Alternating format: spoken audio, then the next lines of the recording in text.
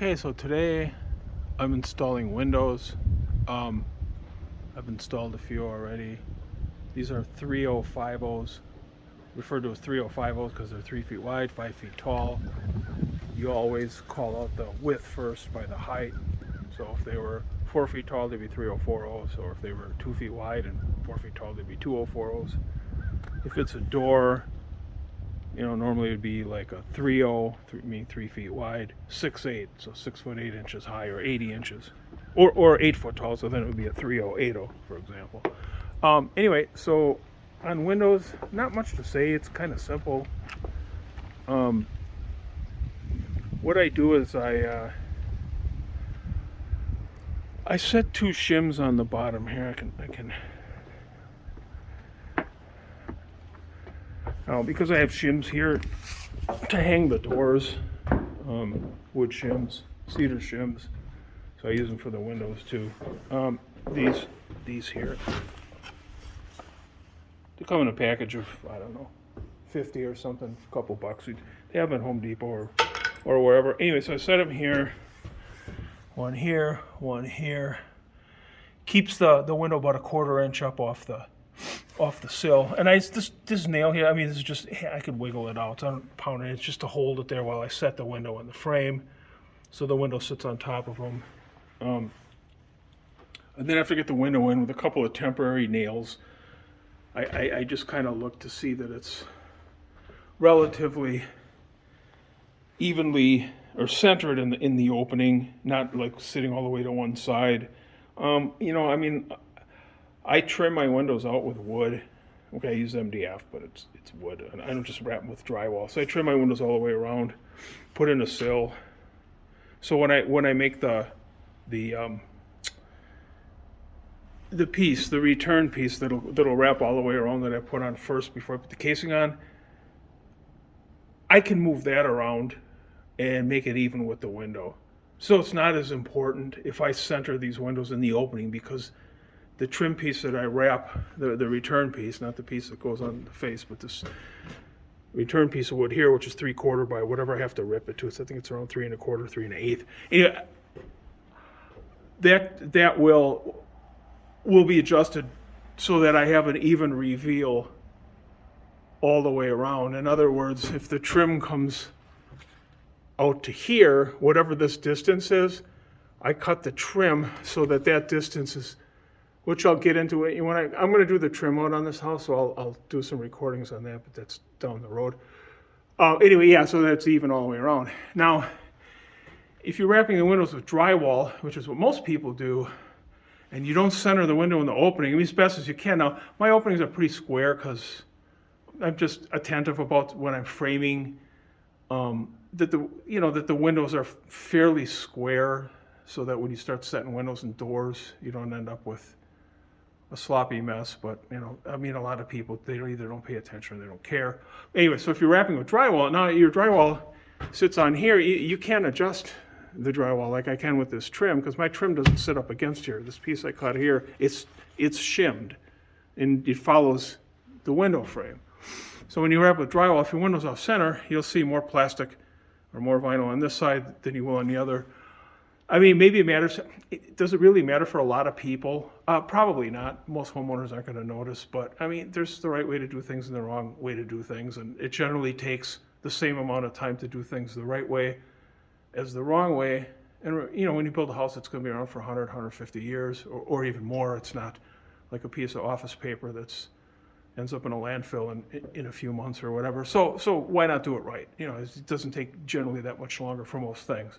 So anyway, so that's kind of on centering windows. Like I said, if you're going to wrap with trim, it's not as important, because the trim carpenter or yourself will adjust the trim to give an even reveal. But if you're going to wrap with drywall, then you'll see the difference. Okay, so anyway, so that's about this. So anyway, I do kind of get it even in the opening. The openings are, for vinyl windows, are generally 1/2 inch larger all the way around than the window. So if it's a 3050 window, you frame the window 3 feet wide and 5 feet tall, and the window is 35.5 inches wide. It's a half inch less, so it gives you a 1/4 inch of play on each side, and it's 59.5 inches tall. And that's standard in the industry, always has been. Aluminum windows, I don't remember because I haven't used them for a few years. They're still legal down here because of, it doesn't get that cold down here, so it's not an issue. I know some parts of the country you can't even use aluminum windows anymore. They've been phased out, but here they're still allowed. It's similar. You frame the opening, the size of the window, what the window's called out to be. So like I said, 3050 or 203 or whatever it is, and then the window's smaller enough that it gives you room to adjust it. Okay, so anyway, so I put the shims in there. I just kind of tack them in a little bit, and then like this one, I just put it in there, so it's just sitting in there, and then I take like 2 nails. And the reason I set them at an angle, I don't put them in very far. I mean, I put them far enough that I can't pull them out with my fingers. I mean, they have to hold the window decently. But if you tip them up like that, it keeps the window from tipping out on the nail. So I use 8D nails, which are 2.5 inch nails.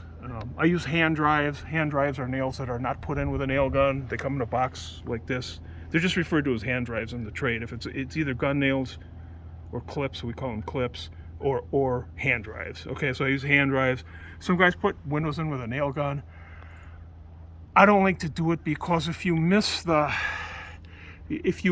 framing and you only catch the OSB because this hole is so close to the edge of the opening, you're not going to know.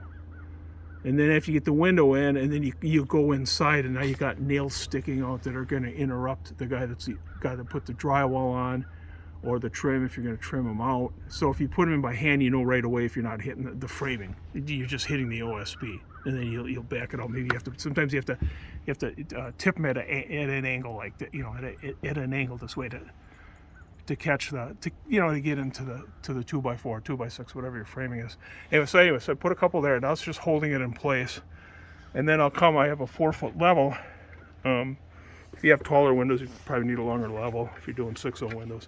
So I got a 4-foot level, and I come and I put my level on the side here, and then I check to see, okay, see this one's off a little bit, so I know, okay, I need to come out. So the window from top to bottom is out of plumb about a 1/4 inch.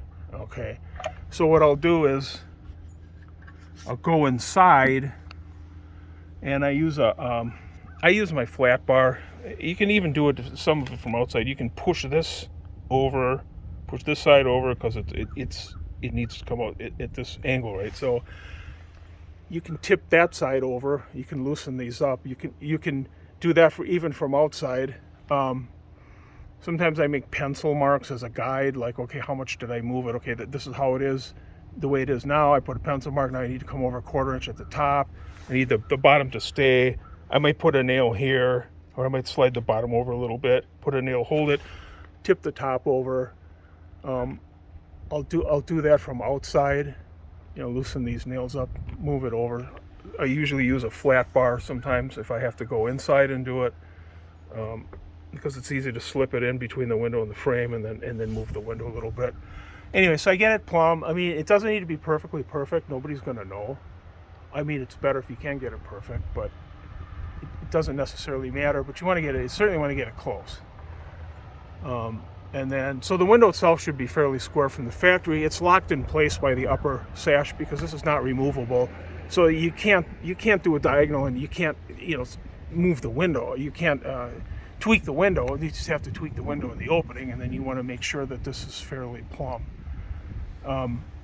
Anyway, yeah, so that's how I do that. And then after I get it fairly plumb, I put nails. I know they give you a lot of holes, but I usually nail every other hole up the sides, across the bottom, and then I don't do the top because you're not supposed to nail the top of vinyl windows. I think aluminum windows too. You're not supposed to nail the header. That's always been recommended from manufacturers. These are ply gem windows. I get them at Home Depot. The reason I get them at Home Depot is there's no lead time for ordering. They're stock items. So this house uses all stock sizes. I designed these houses to use stock size windows. I can run to Home Depot and pick them up. I don't have to wait 6 weeks or even as long as 14 or 16 weeks during the COVID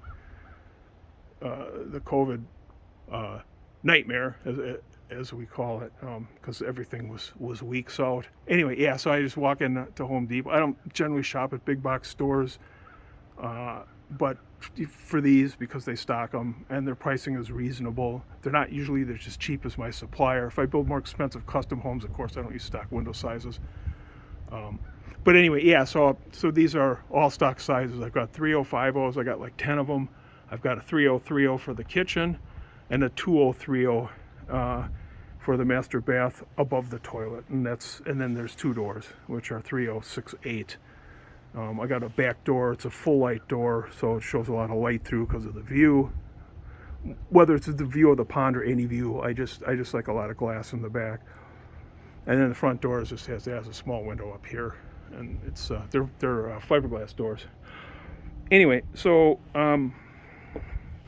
after I get the windows installed, and then I put my window wrap on, this company, this lumber bid, I always get 3 bids for framing lumber packages.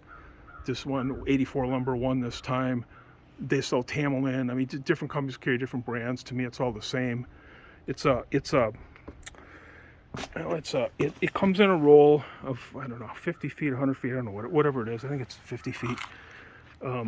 Anyway, and then it's got a, I suppose it doesn't want to come off now. It's got a peel off, so you peel it off, and then it's like an asphalted product. It's sticky. I mean, it's not super sticky, so if you screw up placing it, you can lift it, you kind of lift it and move it. Once it sits on there for a month, or especially if the sun hits it, it'll get pretty baked on there.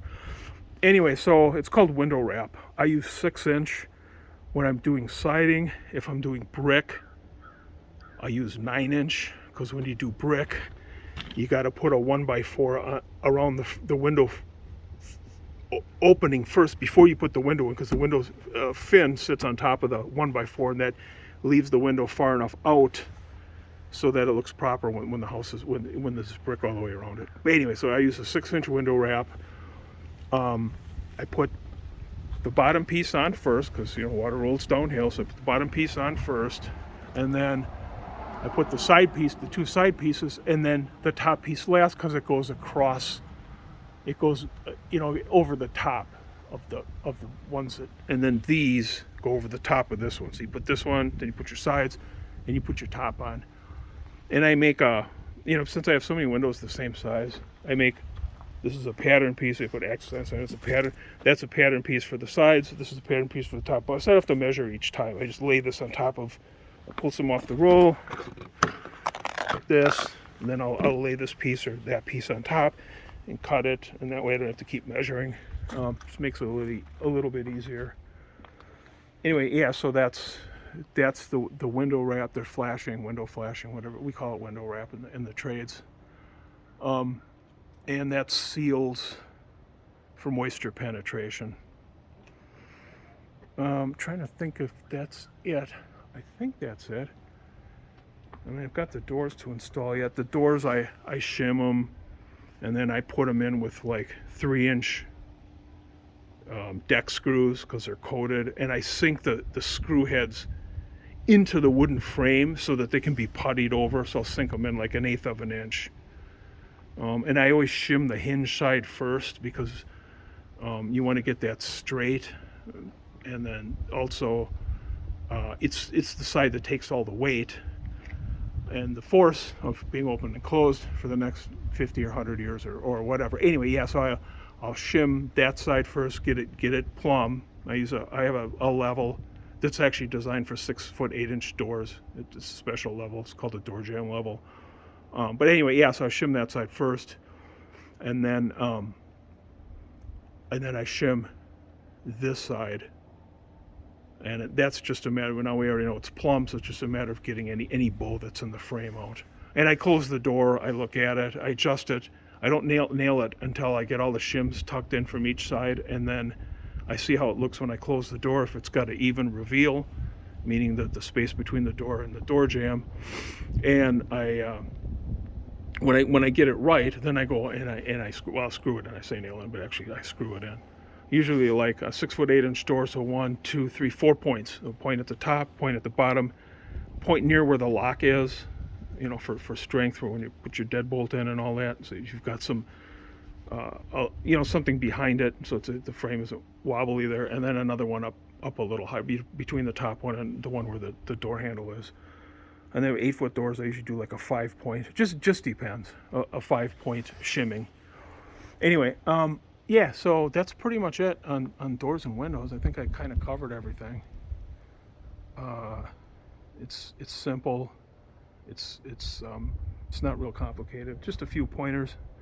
If you've never done it before. Okay, back to work.